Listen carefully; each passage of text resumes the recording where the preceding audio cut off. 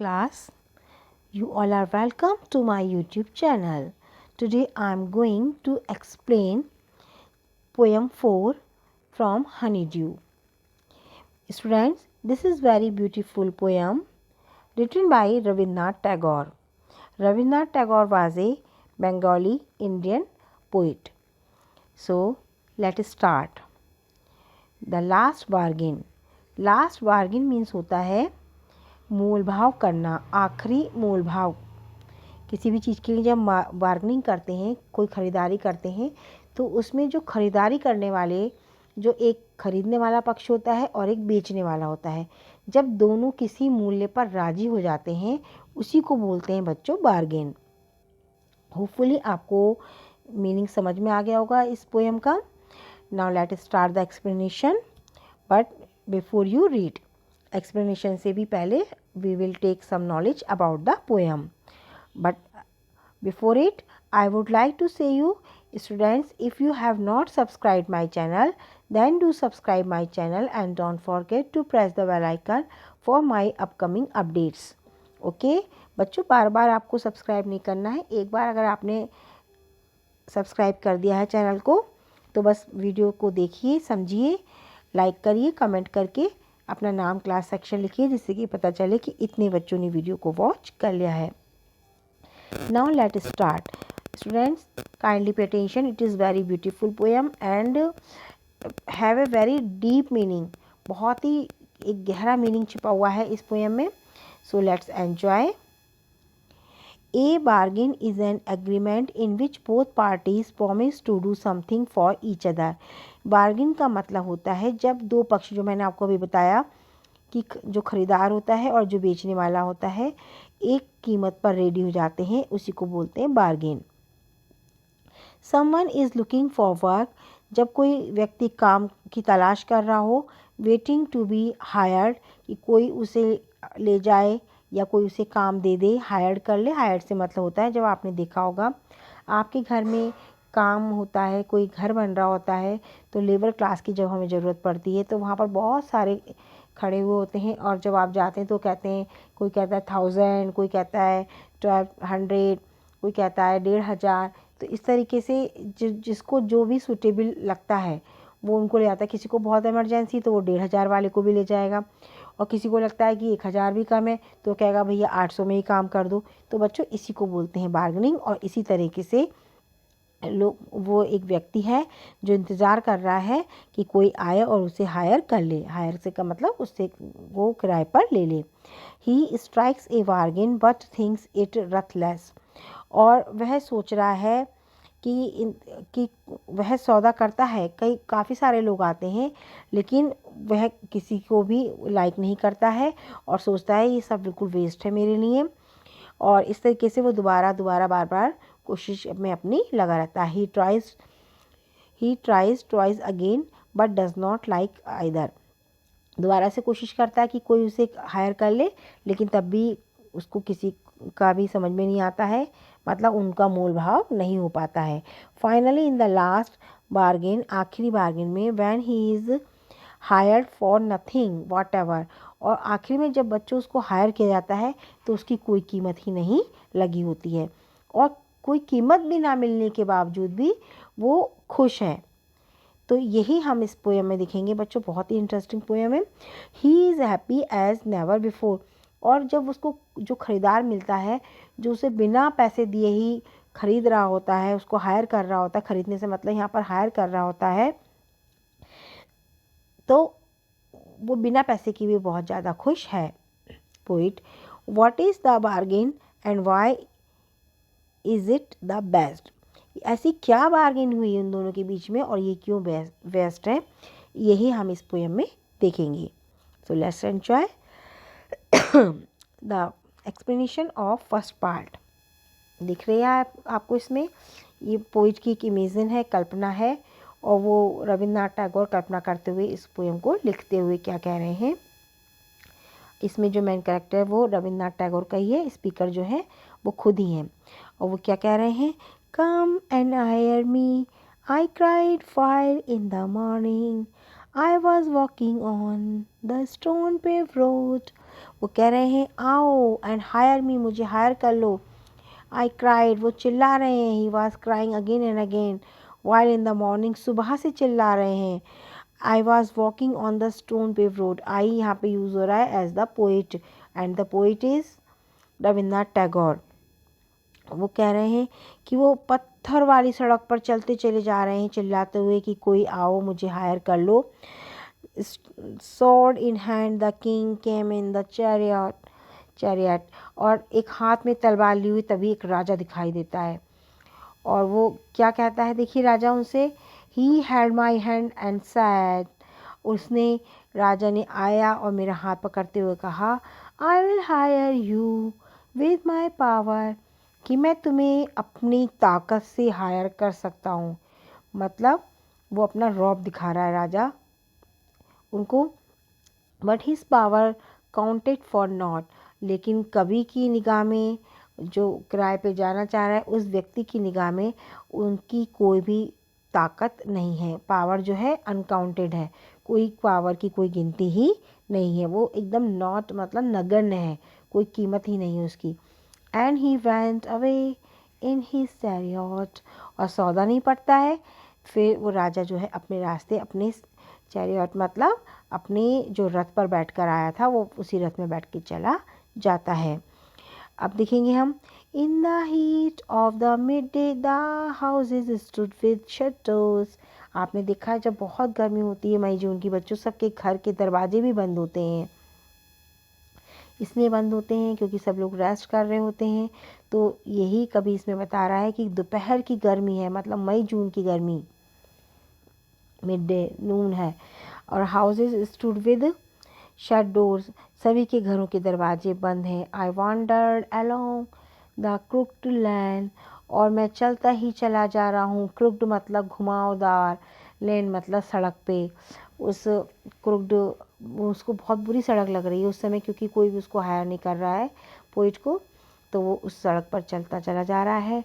And old man came out with his bag of gold, और तभी एक बूढ़ा व्यक्ति आता हुआ दिखाई देता है जिसके पास बहुत सारा सोना है। He pondered and said, I will hire you with my money. He pondered, ponder is using here as thinking. He thought, वो सोच रहा है। एंड सेड, और कहता है मैं तुम्हें अपने पैसों से खरीद सकता हूँ। He waited his coins one by one, अपने कॉइन्स का वजन बढ़ाता जा रहा है। कुछ कॉइन्स रखे, फिर उसके ऊपर और कॉइन्स रखे और कॉइन्स रखे कि मैं तुम्हें खरीद लूँगा, तुम मेरे साथ चलो। One by one but I turn away, लेकिन पोइट वहाँ पर भी नहीं रुकता है और पोइट आगे बढ़ जाता है। पोइट की बार्गेनिंग वहाँ पर सेट नहीं होती है। आगे देखेंगे, इन the evening the garden has was all a flower, शाम हो चुकी है दोपहर से, सुबह से, और वो बेचारा चलता ही जा रहा है, कभी कोई उसको हायर नहीं कर पाया है। The garden has, garden has means होता है बच्चों जो साइड साइड में घास बुश नहीं लगी होती है, बुशी एरिया जो होता है। हैज मतलब बाड़ा। और वाज ऑल अ फ्लावर, जिसमें कि बहुत सारे जो कहना चाहिए कि in the evening the garden has was all a flower the fair maid came out the, और वो भी मतलब अब थोड़ा सा धुंधला धुंधला सा दिखाई देने शुरू किया, मतलब शाम हो चुकी है और बिल्कुल ए फ्लावर मतलब धुंधला धुंधला सा हो चुका है। तभी एक fair maid came out and said, एक सुंदर सी महिला आती है और कहती है, I will hire you with a smile, कि मैं तुम्हें अपनी एक मुस्कुराहट से खरीद लूँगी। आगे देखेंगे, her smile paled and melted into tears, वो खड़े होकर बार बार हंसने की कोशिश करती है। लेकिन बच्चों ये जो गरीब महिलाएं होती हैं और जो पैसों के लिए, यहाँ पर बच्चों जो ये एक खूबसूरत महिला का वर्णन किया गया जो एक स्माइल से ख़रीदना चाह रही है, तो वो एक वेश्या के लिए यूज़ हुआ है कि मतलब वो उसको ले जाना चाहती है राइटर को कि मैं तुम्हें अपनी एक स्माइल से अपने पास अपने साथ ले जाऊंगी। लेकिन पोइट जो है तब भी अग्रीड नहीं हो रहा है, तो उसकी स्माइल जो है पीली पड़ जाती है। पैल्ड, पैल्ड मतलब पीली पड़ जाती है। एंड मेल्टेड इनटू टीयर्स, और उसकी आंखों से आंसू आने लगते हैं और उसकी हंसी गायब हो जाती है। And she went back in alone into the dark, और अंधेरे में वो कहीं वापस चली जाती है। इस तरीके से कोई भी पोइट को नहीं खरीद पा रहा है, हायर नहीं कर पा रहा है। अब देखिए, the sun glistened on the sand and the sea waves broken wardly waywardly. अब देखिए, जो सन है एकदम से सूरज जो है रेत पर चमक रहा है, मतलब सन बिल्कुल बैठने वाला, सनसेट होने वाला है, और समुद्र की लहरें तेज़ी से तट पर आ रही हैं। द सी वेव्स ब्रोक वे वार्डली, रास्ते को बहुत अच्छे से तोड़ रही, मतलब बार बार समुद्र की लहरें जो हैं उस तट पर आ रही हैं। और वहाँ पर क्या होता है बच्चों, a child sat playing with shells,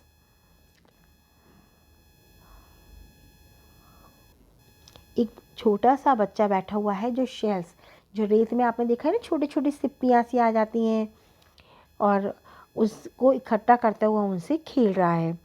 He raised his head and seemed to know me and said, उसने अपना सिर मेरी और उठाया और मुझे पहचानने से लगा जैसे कि वो मुझे जानता हो, और उसने कहा कि आओ खेलो। जैसे बच्चे कह देते हैं ना कि आओ खेलो, यहाँ पर लिखा हुआ नहीं है बच्चों, लेकिन ये फीलिंग है बच्चे की। Raised his head and seem to know me and said, जैसे मुझे पहचान गया और मुझसे कहा, I hire you with nothing, मैं तुमको खेलने तो दूंगा लेकिन तुम्हें कुछ दूंगा नहीं, है ना। कि मतलब कहीं आप आओ खेलो मेरे साथ, फिर क्या हो कि मुझे 10 सीप दे दो, 20 सिप्पियाँ दे दो, लेकिन मैं आपको कुछ दूंगा नहीं। इस तरीके से from henceforth that warning stuck in child's play made me a free man, और इस तरीके से मैंने उस बच्चे के साथ खेलना स्टार्ट कर दिया, मेरी वार्निंग भी ख़त्म हो गई, और उसके खेल रूपी एक सौदे ने मुझे एक फ्री मैन बना दिया, एक स्वतंत्र आदमी बना दिया, और अब मैं किसी के लिए भी हायर होना नहीं चाहता हूँ। Now the poet Rabindranath Tagore is enjoying with that boy, उस बच्चे के साथ में एंजॉय कर रहे हैं। तो होपफुली बच्चों ये आपको पोएम बहुत अच्छी लगी होगी। इसके कुछ क्वेश्चन आंसर भी देख लेते हैं वर्किंग विद पोएम में। Who is the speaker in the poem? The poet Rabindranath Tagore is the speaker in the poem. The king sword in hand suggest, इसमें 3 ऑप्शंस दिए हुए हैं, wealth, power, more power than wealth, तो आपको इसमें select करना है third one, more power than wealth. And mark the appropriate item in the context of stanza 1। तो आपको बताना है, इसमें मार्क करना है कि कौन सी लाइन आपको अप्रोप्रिएट लगी। कि